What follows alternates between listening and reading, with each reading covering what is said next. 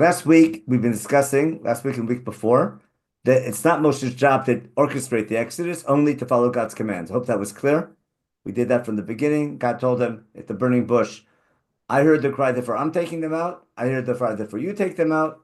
And then therefore God's taking them out. Remember, Aniva lo malach, we say at the Seder. And Moshe's job is let's listen to God. And I try to explain how Moshe is trying his best to explain to God why his job will be difficult, trying to, how he's going to manage all the challenges he has. And God is basically telling him, I'll help you out. Don't worry, I'll take care. I'm even sending your brother to be a spokesperson. I'm aware of everything. Just listen to me. Um, and therefore, my point, which I want to show you today, is that Moshe doesn't know how many plagues there's going to be. I'll try and prove that. And we have to try to explain why God's doing it in such a way. But the main thing I want to teach you today, I want to focus on today, because it's going to be a principle that will take us through our study of all Sefer Shemot.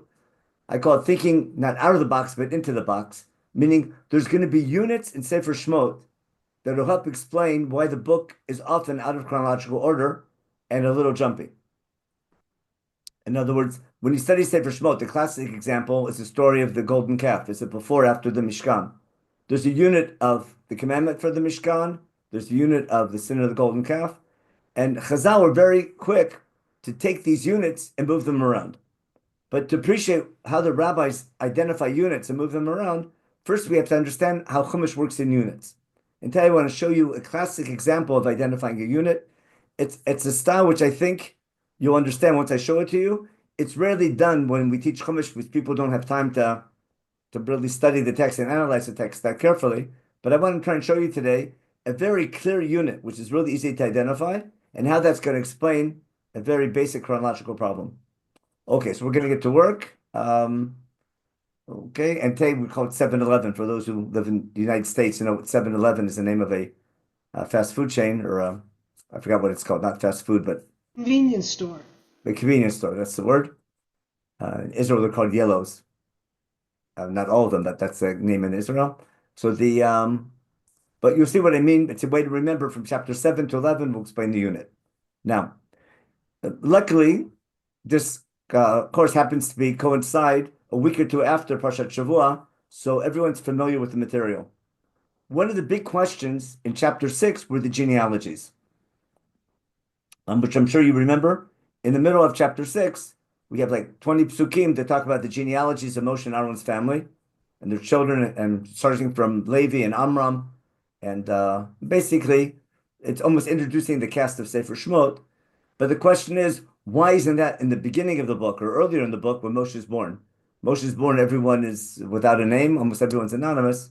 And all of a sudden, we find out everyone's name later on in chapter 6. So today we'll try to give an answer for that. But to do that, I'm going to follow the events. I want to review all the events that happened up until then. So I'll explain quickly.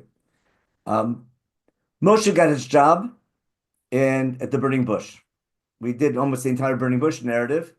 And then the first thing he has to do is go to the elders of Israel and get his credentials approved to enable him to go to Pharaoh and demand that we go and serve our God in the desert. I try to explain why that was his mission. So therefore, a quick review: Moshe and Aaron, after Moshe meets Aaron in the desert by God's mountain, by Har Sinai, Moshe and Aaron gathered together the elders of Israel, Pasuk Chavtet, that were in Perek Hey.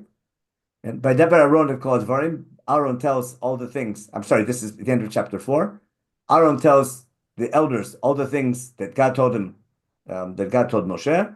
They do the signs in front of the people. And then the most important point, by Yamein Ha'am, the people trust or support what Moshe told them. Basically, they accept their credentials. And they hear the news that God remembered his people. He saw their suffering. Remember, this balances perfectly the beginning of the burning bush. Remember, God says, Ra'o ra'iti et oniyam Mitzrayim. Let me just show you real fast. See that Kira'ah et oniyam. If you want to understand structure in Chumash, just show you.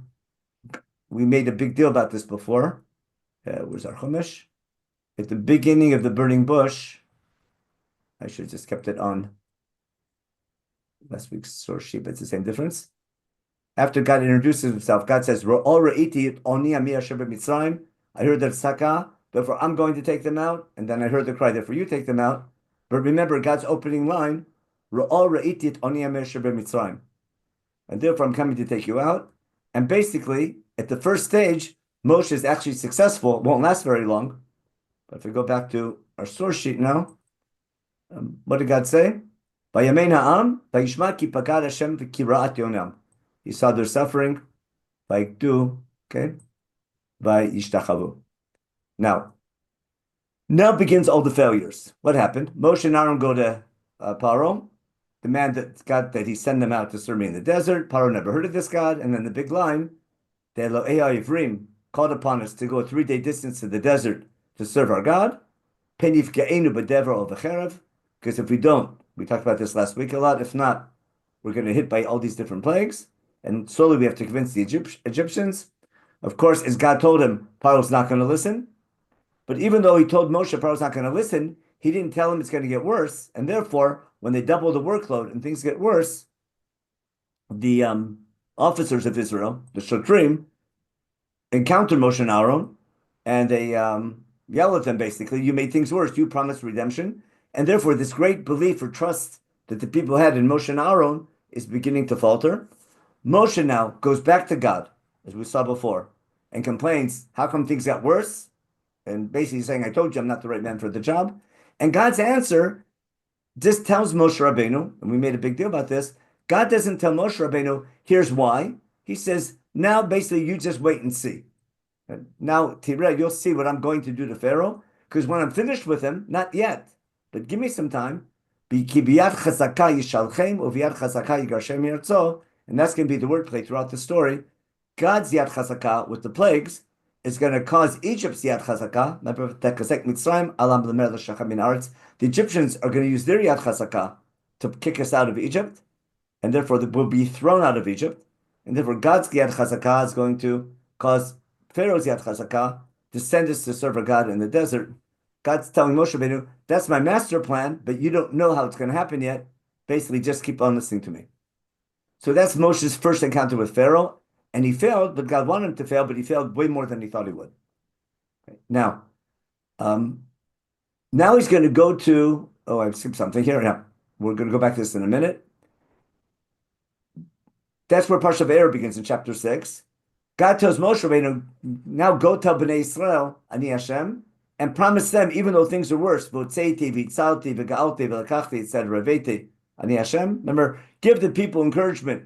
There will be redemption. I'm your God. I'll redeem you. And as we would expect, Moshe tells that to the people. They don't listen to Moshe. They don't believe. We'll discuss this later on, what they didn't do. But basically, Moshe strikes out twice. Remember? His mission to Pharaoh failed. As God said, it failed way worse than he thought. His mission to Am Yisrael fails. First they believe, now they don't believe. And now he's really on a down. It's like we've hit a low point. Now, at this point, that's what we got up to. After Moshe fails telling the people about their future redemption, V'lo Shomua Moshe, what should he do next? That's a big question. Listen now what God tells him to do. We're in beginning of Parsha V'Eira, in chapter 6, verses 10 to 13. Again, Moshe failed twice, right before the genealogies. V'ydaber Hashem Moshe lemor, Bo daber el Paro melech Mitzrayim, v'shalach et bnei Yisrael mi'artzo. Go talk to Pharaoh and send my people out. I'm going to stop here for a minute. Tell me, if you were Moshe Rabbeinu, why would you be reluctant to go to Pharaoh again? Didn't work. Why should Moshe not want to go? I know you know what he's going to say, but just think on your own. It didn't work the first time. And he's worse than that. He's very strict and he's very terrible and he'll kill me. That's his side. Yeah, last time they doubled the workload. Yeah, he'll make it worse for Bnei Israel. Now make it even worse. If he doesn't listen, that's one thing. Okay, so be a rabbi's speech. Okay, they don't listen. But because of the rabbi's speech, it gets worse. It makes perfect sense why Moshe would be reluctant to go. And then he says, it made it worse last time. And on top of that, I failed going to the people. And that's what Moshe is going to say. He's going to give two reasons why it's not going to work. He gives a kal v'chomer. Why, if Am Yisrael doesn't listen to me, if they don't hear the good news, why should Pharaoh listen to me? What aras v'atay means, we'll leave alone for later. Maybe we'll get it later today. But Is that a speech impediment, or is that he's not the person to talk? We can discuss that. That's in the Parshanim. Now, listen what God tells Moshe Rabbeinu afterwards. That's what's going to be important now. Because we're about to start something major. Now, what happens? Oh, we did here. This is the right source sheet. Yeah, class number 3. I know we got to the beginning again. Here we are. Okay. So Moshe tells God, "Hey, bnei Yisrael, lo shomei lev, eichish menu parov ani yoras fatayim," and listen to God's answer. Vaydaber Hashem Moshe be'Aaron. We'll discuss this in a second together. Vaytzavem el bnei Yisrael ve'el Paro melech Mitzrayim lo tzia bnei Yisrael meretz Mitzrayim. Now, God told Moshe and Aaron, He commands them to bnei Yisrael and to Pharaoh to take the people out of Egypt. Now, is that a commandment to go to Pharaoh or to go to the Jewish people? Or both? Both. Okay, what's he supposed to tell Pharaoh? To take the people out of Egypt, then to go serve the God in the desert. What's he supposed to tell the Jewish people? That they're being saved. Well, But why is that a commandment? Now, most Parshanim understand it. This El doesn't mean to, but about the people of Israel. Look in the Parshanim later on. God tells Moshe and Aaron, command about the people of Israel to tell Pharaoh to send my people out. That's what a lot of people go that direction. Because it doesn't make sense. What's he commanding the people? But if I follow, it doesn't make sense that El would mean here different than what it means here. Now, if I'm following my whole point, that Moshe has 2 jobs. One is to take the Jews out of Egypt. The other is take Egypt out of the Jews. Moshe's going to, and Aaron have a double commandment. First, to command the people to be worthy, we'll see, of leaving Egypt. And to Pharaoh to send them out. Moshe has to convince the Jewish people to make them ready, not just to believe that God exists, but to be eager to become God's people. We're going to follow that, not this week, but in the weeks to come. In other words, Moshe's most difficult job is not just convincing Pharaoh to send them out. He also has to get the Jewish people ready for redemption. That's his major job. That makes the Moshe Rabbeinu. That's an educational job. And boy, is that difficult. That's going to be a big theme. And that'll explain this Sivui later on. We'll do that next week.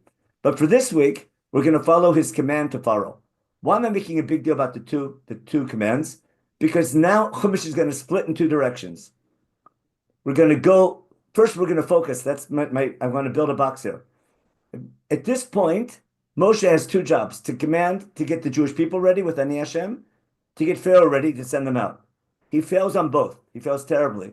And understandably, he fails. Now, as this ends, what happens? God summarizes to tell Moshe, even though you failed, I'm commanding you again to do the job. Listen to me, even though you failed. And now we're going to go in 2 directions. From chapter 7 to 11 coming up, we're going to focus getting Egypt ready for the Exodus. And then in chapter 12, we'll go back to the Jewish people. In other words, I'm going to have to go from Ani Hashem, Ani Hashem. I have to go from Moshe. From here, I have to go right to Parshat HaChodesh.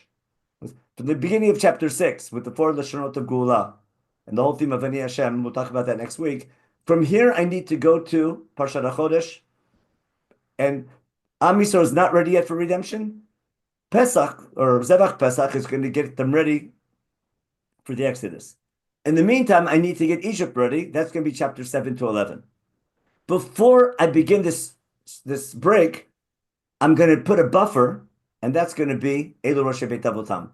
Chumash is going to use the genealogies as a buffer before we begin the 2 different units. I'll show you now what I mean. What I did, I took the closest thing to Matach Koren. I took just the Parshiot. How did Perak Vav end? Perak Hey ended, the beginning of Perak Vav. God told Moshe Rabbeinu, you'll see. Remember, Moshe failed. He says, you'll see what I'll do to Pharaoh, Yad Chazakah. Then he tries to get Am Yisrael ready in the beginning of Parshat Vayera and fails.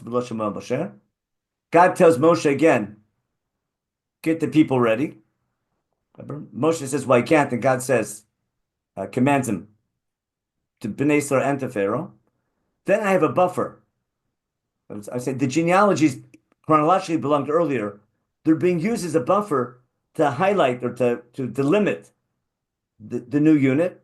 That's what I'm trying to show you. Chumash is using this unit of Toledot it's introducing a story, even though we have these characters earlier, but I'm using these genealogies as a buffer to begin a new unit, to separate the failure for the recovery. Now, look how the new unit begins. Watch what happens now. Chumash is going to go back. Rashi points it out. Why am I going back and saying what we said before? Earlier in chapter 6, Moshe said, no, I can't do it because I'm Maras Vatayim and with the Kal V'chomer. Now, God repeats to Moshe, again, Ani Hashem, speak to Paro Melech Mitzrayim, everything I'm telling you. And Moshe says, Ani Ras Vatayim. Now, let's compare this to this. Let me show you. Let me annotate real quick. Yeah, this is something all the Parshanim talk about. What happened? If I take this, oh, wait a second, that's not good. I wanted to draw a circle, but we'll do it this way. If I take this command, okay, God tells Moshe and Aaron, command Bnei Israel and to Paro to take them out of Egypt, buffer. And then I get the same command, speak to Paro, king of Egypt, what I'm telling you. And Moshe says, Aniras Fatayim. It's similar, but it's different. So tell me how it's similar and how it's different. Remember, Rashi says, Choseh al Rishonot, he's going back to the way he started, because we left off because of the buffer. But what makes this one different than this one? Anyone want to suggest? One says Vayidaber, the other one says Vayitzavim. Okay, those. So yeah, this is a commandment to do that. Okay, and now that's one major difference. What's the other major difference? Doesn't say El Bnei Yisrael. Bnei Israel out of the picture. Yeah. Got it? In other words, I'm basically taking this command and filtering out Bnei Israel from the command and focusing on who? On Pharaoh. Okay? And therefore, I'm a Ras Fatayim. I could have two reasons now for Ras Fatayim. One is I don't know how to speak, or because I failed last time. Right? How can I go? I made a fool out of myself last time. He doubled the workload. I'm not the one to talk. In other words, I can give a technical reason or a physical reason for him saying I'm a Ras Fatayim. I'm no one to talk because I'm not the person to talk because I failed last time, or maybe I don't know how to express myself properly. Either way, the focus now is on Pharaoh and the people out of the picture. From here on, now we're going to start chapter 7. Let's get that. Right? Now we start chapter 7. I have to get rid of my drawings. Clear all drawings. When this is over, see the Ras Fatayim, I just mark them together. Starting at chapter 7, Am Yisrael is out of the picture. We're out of the picture until chapter 12. From here on, it's between Moshe and Pharaoh, and it's called the 9 plagues. Or the 10 plagues if you want to count 10, if you want to count 10. We'll see why there's 333. The question is how the 333 works. We'll deal with that in a minute. But now I want to show you how chapter 7 begins. Okay. God tells Moshe, I'm sending you to Pharaoh. Aaron will be your spokesperson. Remember here, the word Navi means a spokesperson. Because I'm sending you to Pharaoh. Aaron will be your spokesperson. You're a Ras Fatayim, and therefore you'll speak. You'll speak what I'm commanding you. You tell that to Aaron. Aaron will speak to Pharaoh on your behalf to tell him to send my people out to go serve their God.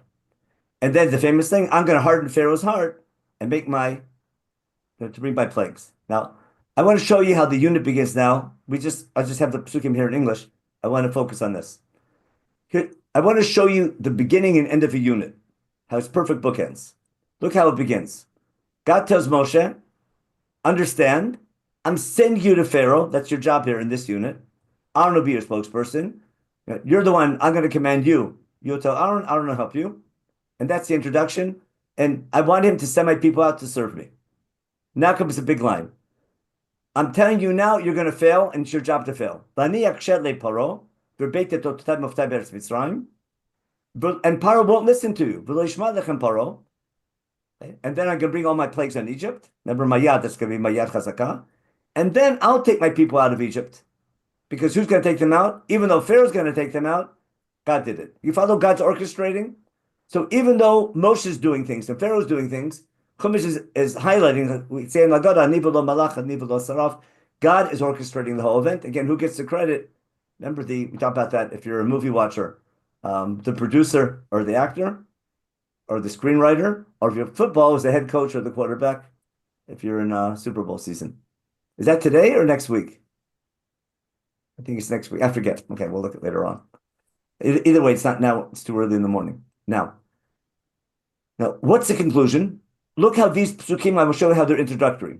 V'yodu Mitzrayim ki ani Hashem. Egypt, after doing all these plagues, right? They'll know that I'm God by extending my hand on all of Egypt. And then I will take my people again, I'm taking them out of Egypt, even though Pharaoh's going to kick them out of Egypt. Now, look at this pasuk and tell me what's going on. Vayas Moshe ve'Aaron kasher tziva Hashem otam ken asu. Is this pasuk here? Look at it. Is this real time or is this introduction? Are Moshe and Aaron doing something now, or is this an introduction? It looks like an introduction because he goes also to explain their ages. Okay. So it looks like psukim, like verses 6 and 7 look like an introduction. Yeah, it has to be an introduction because they're not doing anything yet. This is introducing Moshe and Aaron are going to do everything God commanded. Kasher tziva Hashem et Moshe. What am I highlighting? God is orchestrating everything. Moshe and Aaron are his privates, are his little soldiers doing their job. God's orchestrating everything. And I want to show you can't miss that theme when you look at the unit. Now, I introduced Moshe and Aaron. We just had their genealogies beforehand. So now the buffer fits into this introduction. And now, in the next 4 or 5 chapters, Moshe and Aaron are going to do exactly as God commanded. Up until one little point, we'll talk about if Moshe might break orders in a minute, we'll see.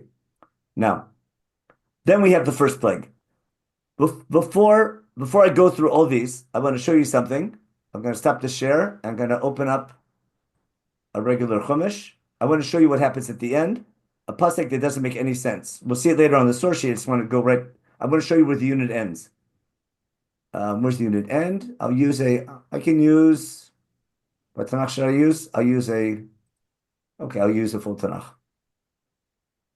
And then we'll see it later in a regular one. In the end of chapter 11, we'll see Moshe tells Pharaoh about Makat Bechorot. Okay? This is the end of chapter 12, in case you forgot. It's Parshat HaChodesh. That's Moshe talking to Bnei Yisrael. Remember, Dabru Bnei Yisrael. Chapter 12, the focus changes. Let's go back to the end of chapter 11. Okay. God in chapter 11 tells Moshe Rabbeinu, one more plague and it's over. See how this unit's going to end? God tells Moshe Rabbeinu, after Choshech, one more plague, I'm going to be on Paro, and then he's going to send you out. What's that imply? Now he's going to send you out. When he sends you out, he's going to kick you out. Remember to serve God, and then remind the people to borrow.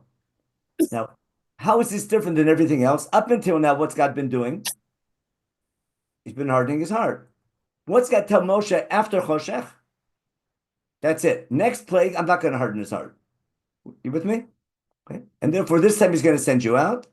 And then God tells Paro about, we'll do these psukim later on. You're going to come to me, okay, and tell me to get out. And we'll deal with these psukim later on. When this ends, God just told Moshe Rabbeinu, the next plague is the last plague, I'm going to harden his heart. Listen how this unit ends. Pasuk Tet. Vayomer Hashem Moshe, lo yishma lechem Paro, leman revot mavtai be'eretz Mitzrayim. I'm asking the same question here. Okay? Is this in real time, or is this a summary? You with me? Yeah. Tell me, why can't it be a summary? I'm sorry, why can't it be in real time? It has to be a summary. It has to be a summary because Paro is going to listen now and he's going to send them out. But this is summarizing the whole unit, chapter 7 to 11. This is, God had told Moshe. It's not in real time. This is summarizing it. God had told Moshe, Paro won't listen to you. And Moshe Aaron Asuad Kol Moftim Eileh. Perfect, right? Remember, Vayas Moshe Aaron? You can't do this without seeing the Tanakh inside and flipping pages. But I hope you picture it in your head. Beforehand, we had Vayas Moshe Aaron at Kosher Tziva Hashem in chapter 7 in the introduction. And now at the conclusion, Moshe and Aaron did all these muftim in front of Paro. So that's a summary. You with me? I'm trying to identify unit 711. Got it? And get used to that because Chumash works in units. If you don't understand that, you get all confused with chronology. Once you understand there's units, it works on Machai. It's called Megillot Nita, the Torah. And when you think in units, it makes everything a lot easier to follow. Same thing, once you understand there's chiasms, not all the time, but sometimes, that explains units that psukim that seem to be jumping around, all of a sudden they become clear. It's like the example I'd like to give is when you look at the universe, assuming the Earth is at the center, and the planets go around us, and the sun goes around the Earth, you try to trace the planets, etc. Things are crazy, right? When you change the way you're thinking, right, and the sun is at the center, everything's clear. The same thing, if you think the Earth is flat, and you look at distances, there's got all these problems. Once you understand it's round, called Euclidean geometry, same time, then the way the plane flies and the way things move makes a lot more sense. So basically, you have to understand what you're looking at. Same thing, understanding the Chumash works in these units or boxes will clarify things. Also, I try to show you now, there's a box from chapter 7 to 11. Now, we're going to have some fun for a second. I want to show you, there's one thing that every plague in this unit has in common. Someone tell me what's it going to be? What are we going to find in every single plague? There'll be plague after plague. There'll be sometimes meet him at the river, sometimes without a warning, sometimes go to his palace, sometimes he'll use his hand, sometimes there'll be the mateh, sometimes there's yad, sometimes nothing. But what's going to be common to all of them? Anyone knows? The Jews are not affected. The Jews are not affected by the plague. Not in all of them. It doesn't say that in all of them. It only starts that from the fourth plague. Oh, Paro doesn't listen. That's the main thing. Either Paro on his own doesn't listen, or his heart is either hardened or heavy, which seem to be synonymous, even though there's a good reason for the change between them, or God does it for him. So let me just show you real quick to make sure it's clear. I want to help you appreciate what this unit is. Where are we? Here we are. No, that's not what I wanted. No, I wanted the internet. 1 second. I want my Chumash open. Here we go. I'm going to use a regular Chumash. I think it's easier with one of these. Okay, so let's take a look in chapter 7, right? In Dam. What happens in Dam? Dam starts in 14. Here. They also turned the water into blood. Right? That's the end of and then 7 days pass after God hits the Nile. Remember the Nile, one of the big Egyptian gods? So that's plague number 1. Actually, if I go back, if I want to include Tanin as the first plague, or the first time, after Tanin, what happens? Now, Tanin is Tanin Makah. It's unclear because Moshe Aaron, they use the staff, but there's no damage done. It just turns into a Tanin. And the Khartoumim do the same thing. Is that included in the unit? You know, some people say the 333 begins with Tanin, and then Tanin, and then Dam, and then Sfardea, and then Shechin opens up the next thing. But that's a different discussion. What's important now in this unit, again, Vayachazak le paro v'shamaleim after Tanin, Vayachazek le paro after blood, after Dam. We have that right here. Okay, Vayachazak le paro v'shamaleim. How about Sfardea? That's going to be in Parachet now. He brings Baal Paro. Remember, first meet him at the river and then go to his palace. What happens at the end of this one? Okay, Paro saw it stopped. V'achbedit libo v'lo shema alehem kasher diber Hashem. Again, listen.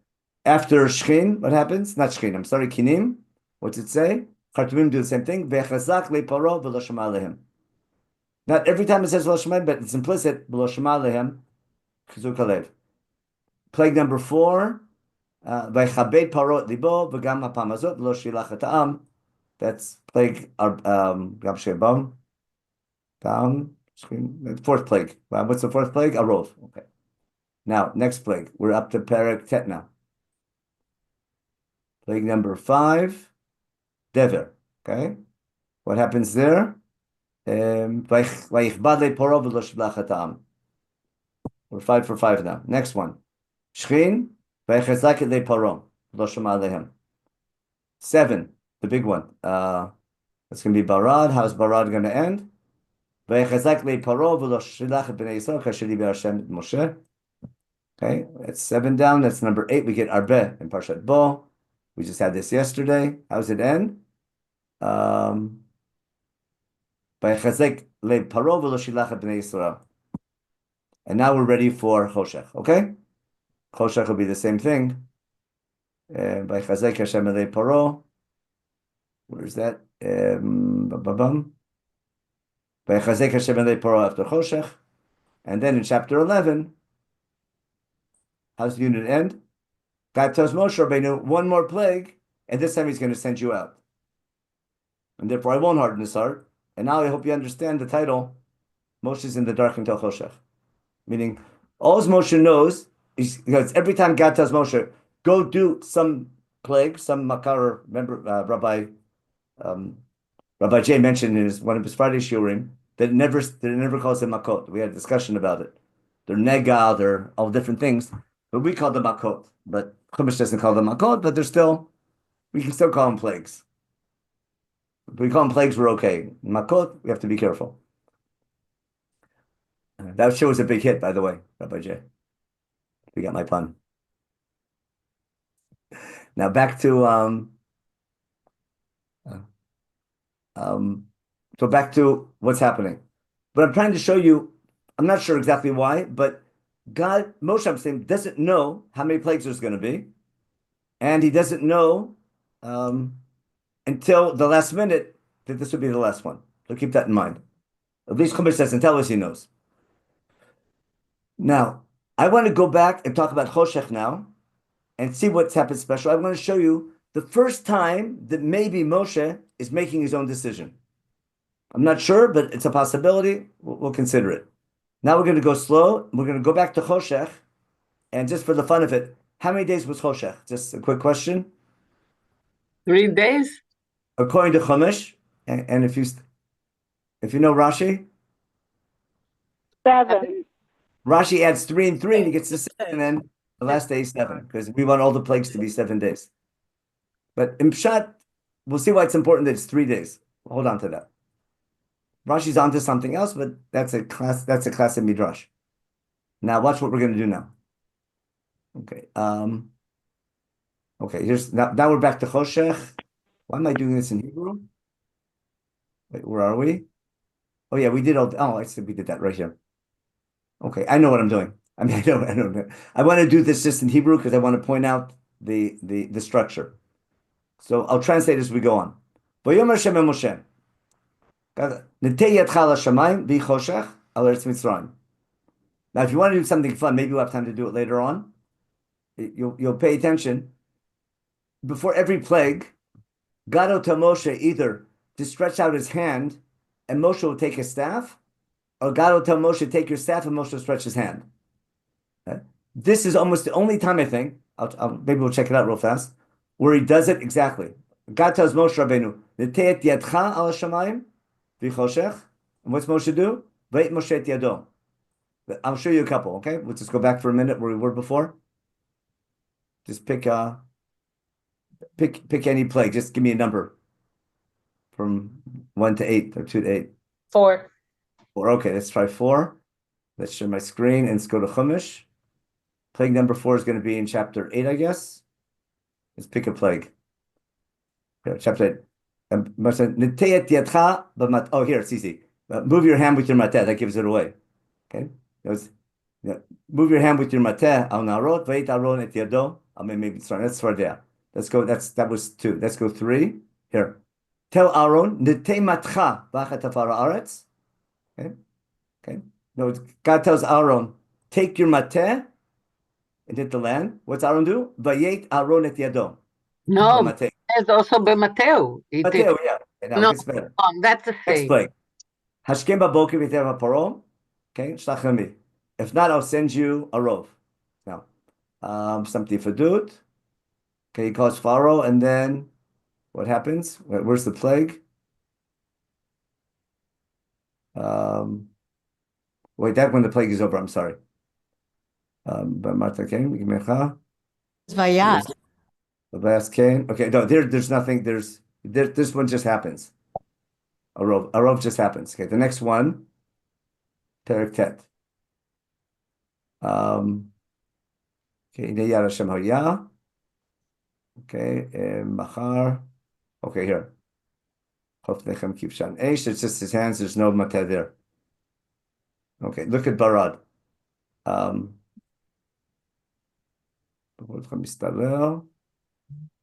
Here. Vayim Hashem Moshe, Nitet Yadcha LaShamayim,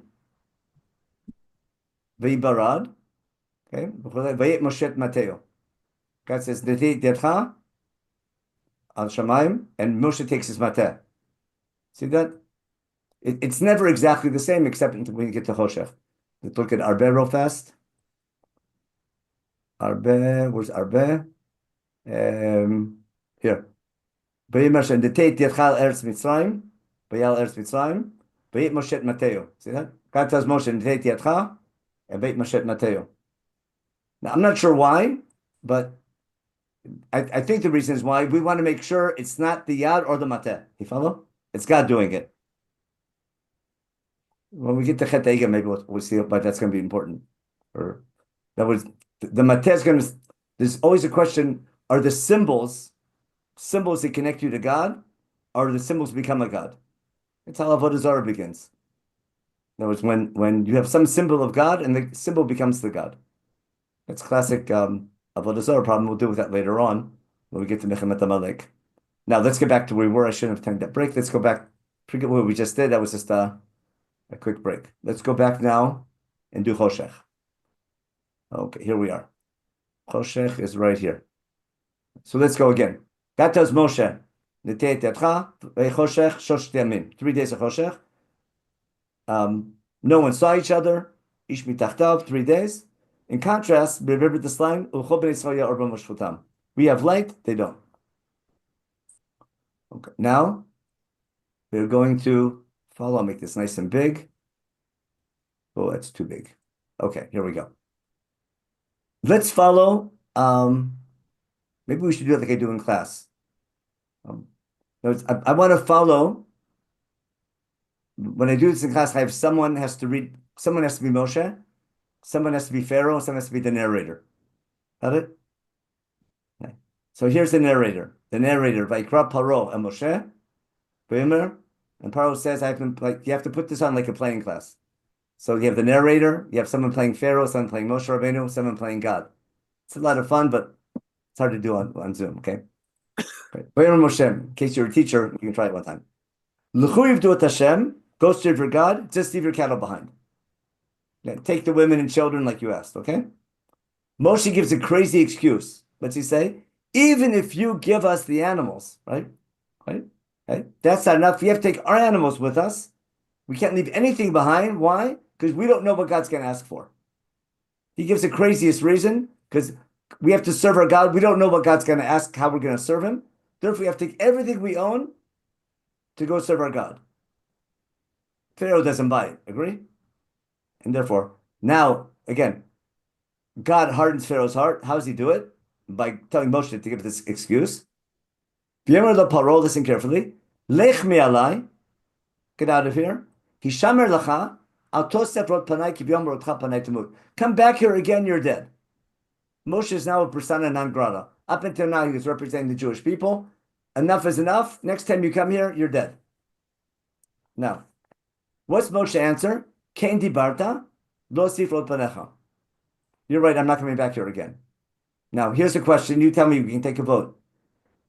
Does Moshe know this because he wrote the book? Or did Moshe decide this? When Paro tells Moshe, don't come back here again, Moshe tells him, you're right, I'm not coming back here again. Now, is that because Moshe knows something?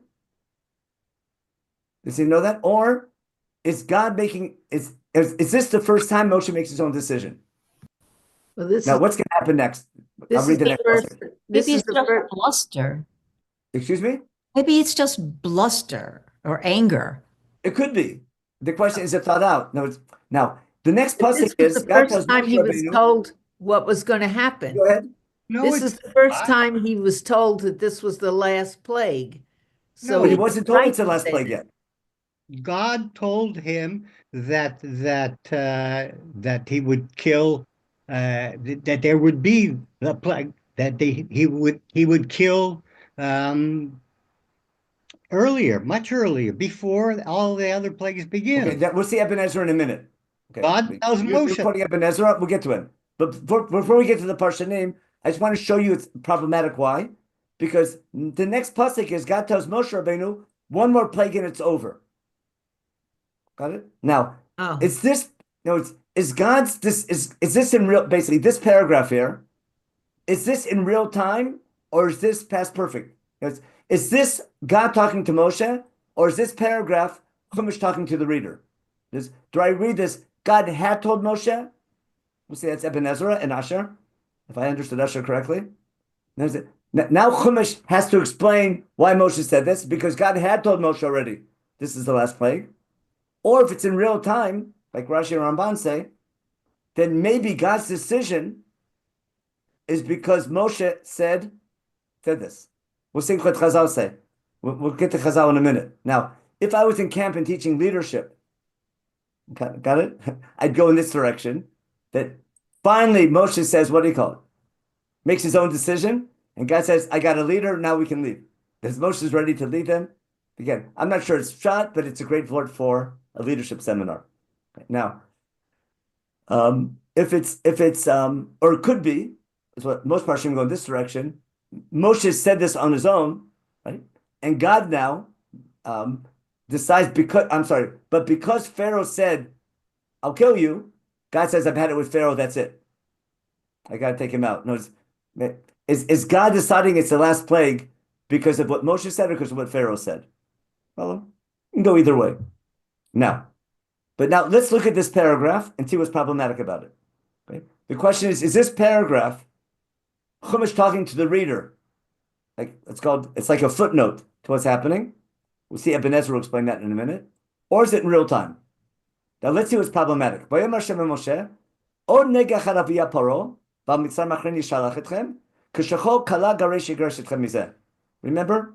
how the whole unit way back? But he's not ready yet. You'll see. Now we'll see. In other words, after this plague, one more plague, this time he's going to send you out. He'll throw you out. Now, what's problematic here? What does God tell Moshe? What doesn't he tell Moshe? He's telling Moshe one more plague. But What doesn't he tell him? what it is, what He it knows will. what it is. So how's he know it? So Asher will explain. He told him back in Midian about Makat Bechorot. Because Asher either was thinking like the Ebenezer or read the Ebenezer. Huh? I'm not sure which is a bigger compliment. Okay, Asher? Now, what I'm getting at, does Moshe know that it's the last plague? Does Moshe know about Makat Bechorot already? Or not? It could be. But what's interesting, God's going to tell Moshe Rabbeinu one more plague and it's over. He doesn't say what the plague's going to be. But we'll see in a minute, Moshe knows. Ramban will deal with every parshan has to deal with this. Because it's the problem. It didn't say anywhere in Chumash yet about all the details of Makat Bechorot, correct? So in Midian, God told Moshe, tell Pharaoh, kill your firstborn, but not when it's going to happen, how it's going to happen, all the firstborn, the animals, all the details are missing. But we'll see in a minute, Moshe seems to know that. Now that this is going to be the next plague is the last plague, now tell the people of Israel, remember to borrow from your neighbors, and God will make sure it works. God will make, he'll give favor in the eyes of the people. They'll be willing to borrow because they're convinced we have to go serve our God. And Moshe now is the most popular guy in Egypt. Because he can save the country. Pharaoh is a lousy leader. Pharaoh's ruining Egypt because he's obstinate and doesn't let them go serve their God. And Moshe is doing what's best for Egypt. We can solve your problems with all these plagues, just let us serve our God. In the eyes of Pharaoh's cabinet ministers, right? And the people, Moshe is Mr. Popular, and Pharaoh's ratings just went down. Moshe is like hitting 80%, and Pharaoh's at 20%. Okay. Now comes the most interesting pasuk. Vayomer Moshe, Kol Mar Hashem. When I teach this to students, put in quotation marks. You see? Now, most people, when they read this, think that Moshe is talking to Bnei Israel. Why? Because God just told Moshe Rabbeinu, tell Bnei Israel, remember to borrow. And Moshe left Pharaoh. Remember, they had a shout out, and Moshe says, "I'm not coming back here again." And when you finish chapter 10, everyone thinks Moshe left. When I do this class, it happens all the time. But when you read carefully, Moshe didn't leave yet because he's got to get the last words in. Now, Moshe says, Kol Mar Hashem, and we'll prove he has to be talking to Pharaoh. Kechatzot halayla, we'll return to this phrase in a minute. Ani yotzei b'toch Mitzrayim. And now Moshe gives Pharaoh the warning of Makat Bechorot. That was, even though Moshe Paro told him don't come back again, before he leaves, he has to warn him about Makat Bechorot, because all the plagues have a warning. At least 3, 6, and 9, and now, except for 3, 6, and 9. Now he's warning about Makat Bechorot. Okay? And now he gives all the details. Bechor Paro Yoshev Kiso. Okay, Chol Bechor Behema. That makes no sense. Yeah, Dorit, go ahead. It makes no sense because if he would say Bechor Paro, he would say Bechorcha. If he's talking to Paro, he would talk in the second person. I think that if he says Ken Dibarta, whatever, and he agreed, he left, and he's talking to Bnei Israel. I can't see. Oh no, listen. There's 2 sets of quotation marks. I'll explain Dorit's question. Okay, if he's talking to Paro, he should say Bechorcha. But Moshe is quoting what God told him. Ko Amar Hashem. Okay, Moshe is telling Pharaoh, here's what God told me. Watch how we go from first person to third person. Watch what happens. Kol Mar Hashem. This is Moshe quoting God talking to Moshe. Follow Droid. Listen carefully. That's God talking to Moshe Rabbeinu. But Moshe is telling this to Pharaoh. Got it? Moshe is quoting to Pharaoh, here's what God told me. At midnight, there be Makat Bechorot. From Bechor Paro, Yoshev Kisod, Bechor Shivcha, Bechor Behema. And to be a great Sakah. And Ulechol Bnei Yisrael lo yechratz kelo l'shana. Maybe I'll read the psukim in English in a minute. So you know that God separates between Egypt and Israel. Now comes the big line. Now he finished quoting God, and now he's talking directly to Pharaoh. That's Moshe talking to Pharaoh. You follow? This is Moshe, God talking to Moshe, in the quote. And now here, Moshe is talking to Pharaoh. You and all your cabinet ministers, not your slaves, your cabinet ministers, Abdei Paro, are going to come to me. Remember, I'm not coming back to you, but you're coming back to me. They're going to bow down to me and say, get out of my country to go serve your God. You and all your people go out, and then we're going to leave. Then we're going to leave Egypt and serve our God. And then he slams the door, and then Moshe leaves Pharaoh's palace. Pasuk Het proves that Pasuk Daled, Moshe is talking to Pharaoh. You follow? And couldn't it be when he says, first he's quoting God, and then he's talking to Pharaoh, quoting what God told him. When you read carefully, it works like the T. We'll go back over it again. and couldn't it be even saying Bechor Paro is a way that you speak to Malchus? You don't, in third person. Well, it could be, but listen, if God told Moshe, I'm going to kill Hinei Anochi Bechorcha, notice what Moshe says here, Yerdu kol avadecha, your servant can come to me. What's that implying? You might be dead. If Makat Bechorot is going to hit you, remember? If Makat was going to hit Pharaoh himself, not just his son, but Pharaoh himself, maybe you won't be around. Maybe Moshe, there's no whether Pharaoh's going to survive or not. But your cabinet ministers, for sure, they're going to come to me and tell me, get out, then we'll leave. But sorry, Moshe's saying is, remember, you're fired, I quit. And now that next time I'm not coming back to you, you're coming to me. Now, but then why would he say go up, go, no, the one before where he says okay, so why would he say okay if he keeps talking to him? I'll say your question better. Here, the question all the Parshinim ask, if Moshe never left, if Moshe doesn't leave in the end of chapter 9, in the end of chapter 10. That's right. Why would he say Ken Dibarta? It makes no sense. Yeah. What's this doing here? So if I follow Ebenezer and Asher, this is Chumash talking to the reader like a footnote, and basically in real time we go from here right to Pasuk Daled.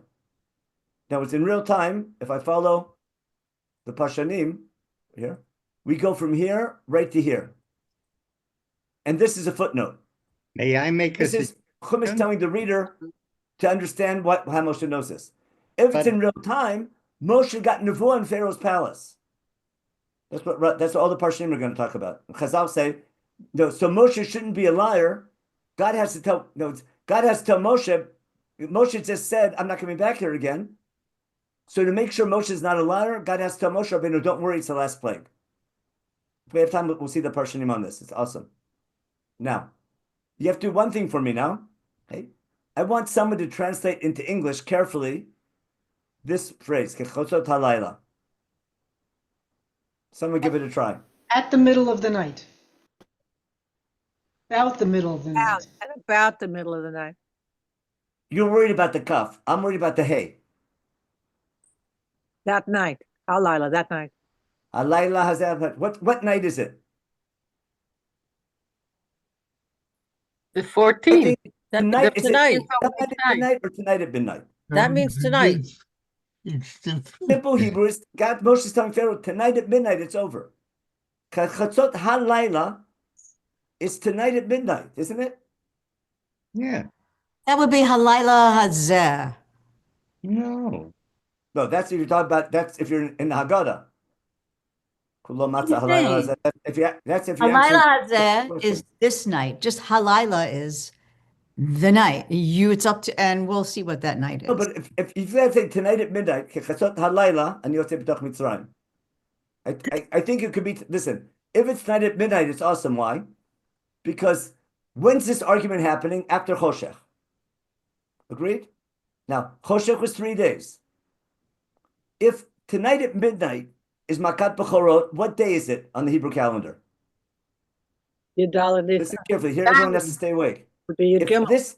If this is tonight at midnight,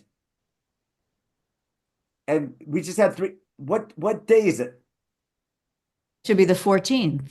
It has to be the 14th of Nisan in the morning, which means what were the 3 days of Choshech? When they took the Korban Pesach to 11th, 12th, and 13th. When did they take the lamb? On Yud. the 10th. I was waiting to do this after Parshat Bo. This is fresh in your memory. It explains why we take the lamb on the 10th. Because the next 3 days are Choshech. Now, when do we do B'dikat Chametz? The 13th. At the same time the Choshech was over. Remember? When do we do B'dikat Chametz? If the 3 days of Choshech is the 11th, 12th, and 13th, right?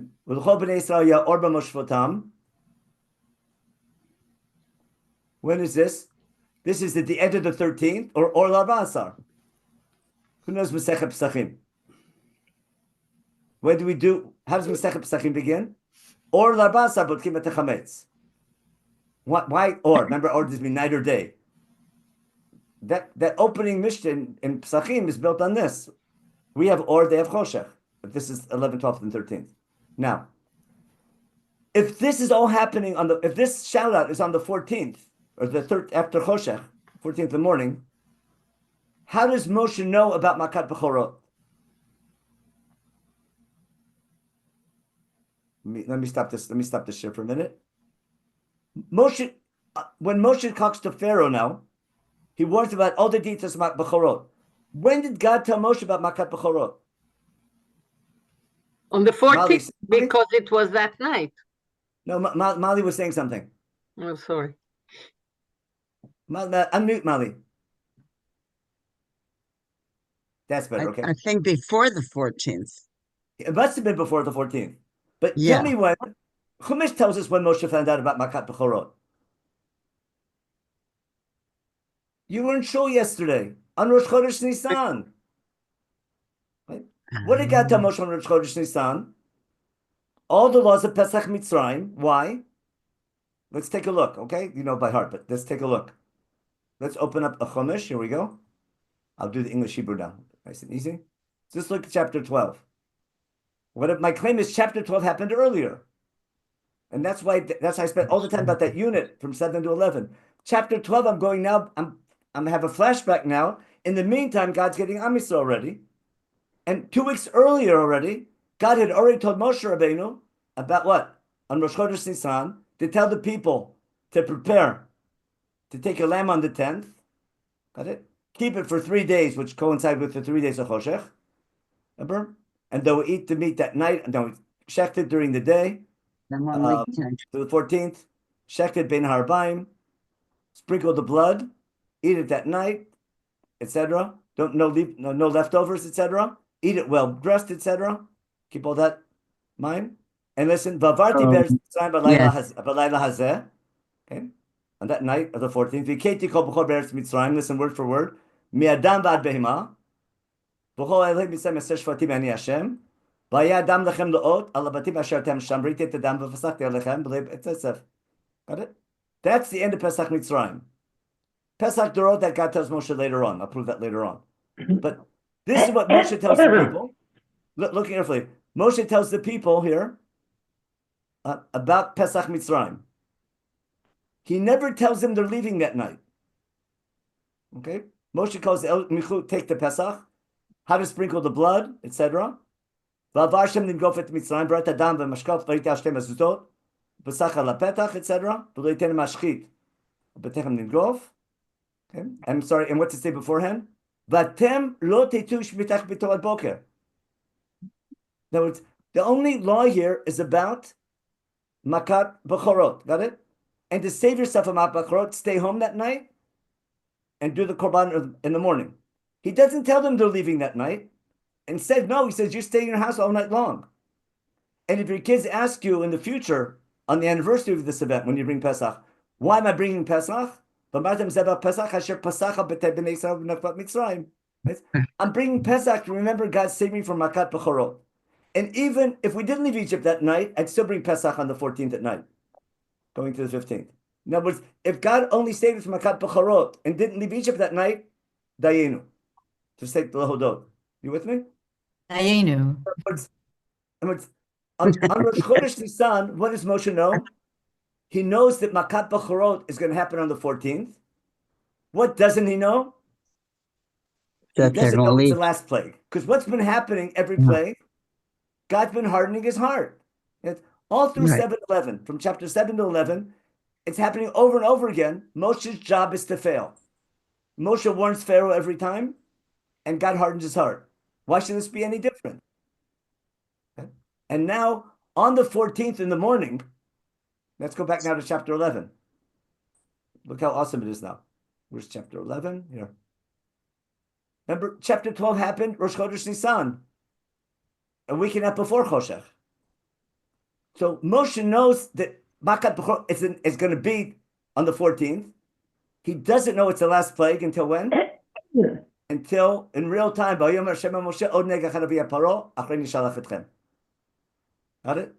In other words, Moshe knows what the plague is going to be.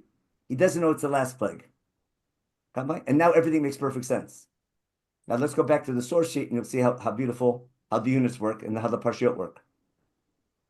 Where are we? Here we are. Let's go back to here. We have the 3 days of Choshech. Got it? Paro and Moshe have a shout out. Moshe, let me make it smaller here. Okay. Moshe tells Pharaoh, I think it's on the side here. Moshe tells Pharaoh, Lech mi'alai, but don't come here again. Moshe says, I'm not coming back. Now, in the middle of this argument, Moshe didn't leave yet. Moshe gets a beeper from God. Moshe gets a nevuah. And God tells him that what? One more plague and it's over. In other words, God decides at the last minute. In other words, that what causes God's decision? Either Pharaoh's decision to kill Moshe, or Moshe's decision to make his own Moshe make his own decision, depending how you're teaching it. But either way, this argument leads God to make his decision. It's over. And now at the last minute, that Rabbi Jay in his Parsha share gave, I'm pretty sure talked about that it could have happened after 7 plagues. Pharaoh he could have let them out, but he decided every time not to do it. But it's not clear how many plagues there needs to be. But here again, Moshe knows what the next plague, what's going to happen that night. He knows it's Makat B'chorot. He doesn't know that God's not going to harden his heart until God tells him in the middle, on the 14th in the morning, it's over. And then this time he's going to send you out. It means I'm not going to harden his heart. That's why it ends the unit.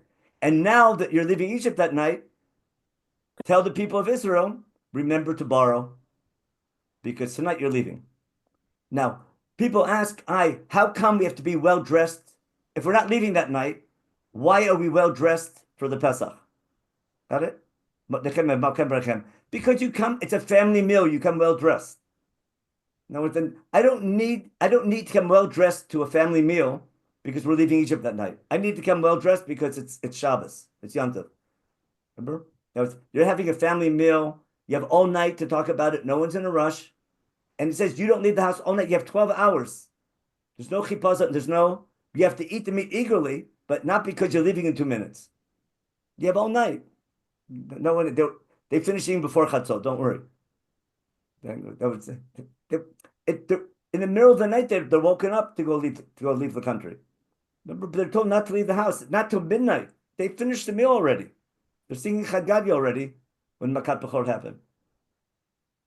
But what I'm getting at, this is last minute instructions to Moshe Rabbeinu. And now that God tells Moshe the next plague is the last plague, Moshe, before he leaves, can give the warning about Makat Bechorot and tell him, tonight you're coming to me. I'm not coming to you anymore. And then, now that that's over, then I summarize the, Then I summarize the, then I have that summary pasuk. Okay, let's go back now to a regular Chumash.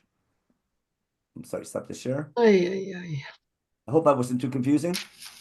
Let me go back to my regular Chumash. Here we are.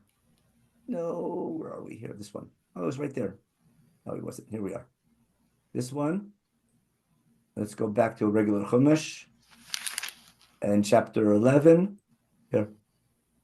Moshe gives that last warning. And then Chumash summarizes now that God told Moshe Rabbeinu the next plague is the last plague. Moshe finishes warning Pharaoh, tonight at midnight it's over. You're going to come to me. And then Moshe leaves Pharaoh's palace with anger. And then Chumash summarizes, God had told Moshe, Paro won't listen to you.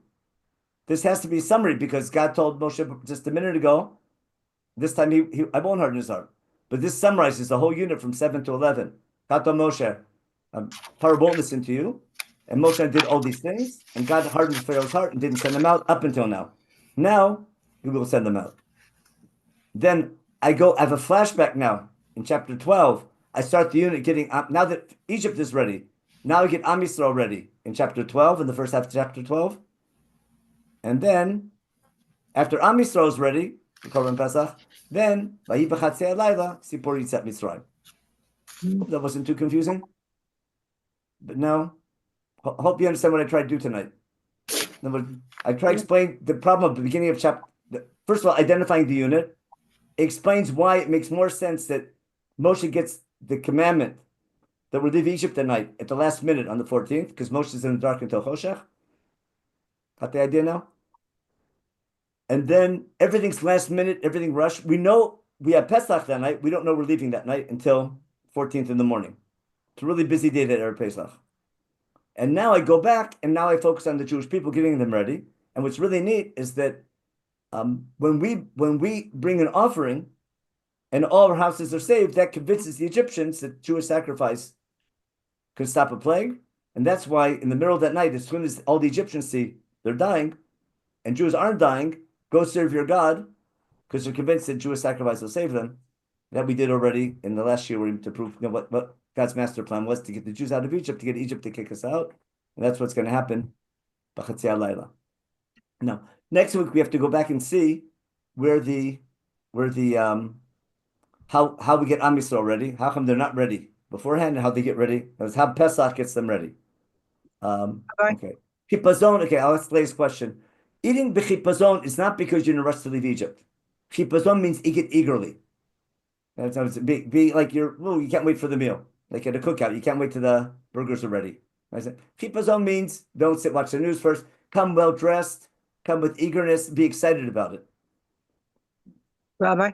Yeah. Ramban, who believes that the Torah was written in correct order, how would he explain? Oh, okay. Our time is up, but we'll do overtime for you. Okay. Susan's question. Don't think the Ramban wasn't bothered by this. Okay. And it's on the source sheet, but we're not going to get it all done. Let's just show you where's the source sheet. Where are we? I've got all lost. Here we are. Here's our source sheet. Okay. This Ibn Ezra that held like Asher, that basically that Pasuk Daled basically should have been at the beginning of chapter 11, and Odeg Echad, okay, it basically happened earlier. Ukvar Amar Hashem. This Chumash is telling the reader what God had told Moshe Rabbeinu. You can read later on your own. And then what did God tell him back in Midian and back at the burning bush? He solves it his way. Okay. Rashi argues, I mean, he said it before Ibn Ezra. Moshe got this nevuah in real time in front of Pharaoh in the middle of his palace. Okay. Because he didn't want to be a liar. And then Rashban says the same thing. Oh, they'll say, God told Moshe when he's still standing in front of Pharaoh. Okay. And then one more plague. After God told him this, like we explained. Okay. Pharaoh won't listen. Okay. And then Klomar, remember, that was the end of the thing. After every plague that God told Moshe to tell Aaron, Pharaoh didn't listen.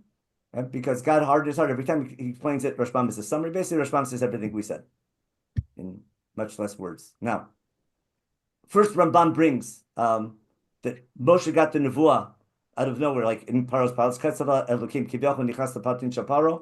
Okay, because so he shouldn't be found as a liar because I'm not coming back here again. He'll have to come back and give the warning. And then usually God doesn't give nevuah because before he said I have to leave to pray to God. Okay. But then he explains why, but he has to explain how Moshe knows. He goes back that Moshe probably told him, God probably told him everything, but Pharaoh, I mean, Ramban has a shita that whenever some of the information is God talking to Moshe and the other Moshe talking to Pharaoh or both talking to the people, we just split it up half and half. That's Ramban shita all the way through. But here's Susan's question, okay? Listen carefully. Here's Susan's question. Okay. First of all, he's talking to Pharaoh, not to the people. The proof from the end, okay? Now, here's your question, Susan. Right? He says this must mean some night at midnight, but he didn't say what night it's going to be. Why? How come it can't mean tonight at midnight? Because chapter 11 is before chapter 12. Okay. Right?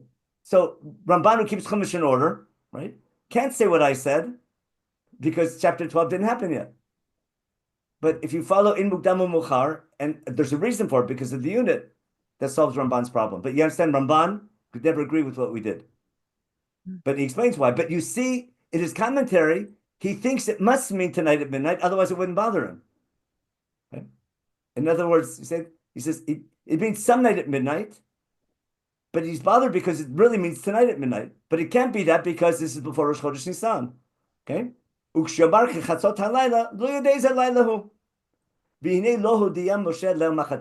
Okay?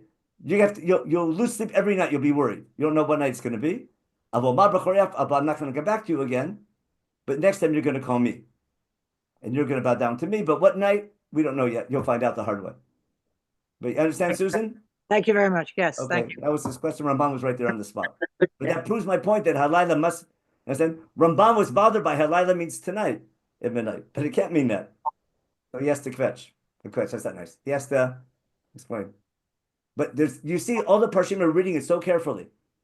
So what I try to add is when you understand the idea of a unit, it solves the chronological problem and makes the story amazing.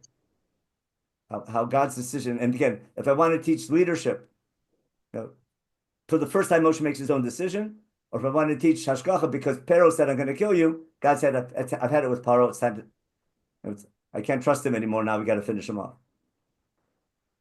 But that's Moshe. Now, next week we have to go back and see how God gets Am Yisrael ready. That's a whole different ballgame. But today this is Kasher. I hope I fulfilled the beginning of Parsha Bo. To understand how God brought us out of Egypt with all his tricks, etc. Hope I was Yotzei. I hope I fulfilled the that pasuk. Okay. Any more real quick questions? I'm way over time. All right. I hope that wasn't too confusing. We're shedding light. Okay. On the Bravo, Menachem. Bravo. Okay. Okay, everybody. We have to change the movie now. But the movie? Yeah. Again, if you find a hole in the theory, just share it with me. Okay? I just think it makes sense. That's all. It's all in the psukim. But I hope the main goal I want to see, there's a unit that you can't miss. Yeah. That's most important. And these units are going to happen over and over again in Chumash. You have to get sensitive to find them. Okay, Rabbi Jay? Okay, thank you very much. Okay, please go. See you next week. And well, Chatzi Shah, Dr. Benny Gesundheit, Yerushalayim B'Sefer Tehillim. And then tomorrow we have a doubleheader. Tomorrow, actually, every day this week we have a doubleheader, except for on Friday, but okay. But every day tomorrow, Tamar Wiseman at 11 o'clock, and then Mark Shapiro at night, the second part of the Langer series. So tomorrow she's starting 5-part series on Megillat Esther. Those of you who heard her on December 25th, our Hanukkah, program on Christmas, whatever, the Hanukkah Christmas program, although I know that doesn't sound right. But that's really what it was in many ways, because we dealt with both these issues. But anyway, so she gave a very fascinating talk back then. So she'll be giving 5-part series on Megillat Esther. It also looks quite different. I don't know exactly what to expect, whatever, but on how her approach. And then, like I said earlier, Tuesday, Rabbi Adam Mintz is going to start a 5-part series on the history or American Chuvot of Orthodox rabbis on conversion over the last 80, 100 years. And then all our regular classes during the week. Okay. And we look forward to learning with you. And as I always say, although not everybody listens, that's why I always have to say it. Please invite a friend, because I tell if I don't see them, like if I only see familiar faces. So I know we don't have so many friends who haven't come before, but that's word of mouth is our best form of advertising. So we appreciate if you could help out. And that'd be great. Okay, everybody, be well, and we look forward to learning with you soon. Thank you, Rabbi. Thank you. And okay. Thank you. Okay, take care, everybody. Bye-bye. Okay, yeah, thank you.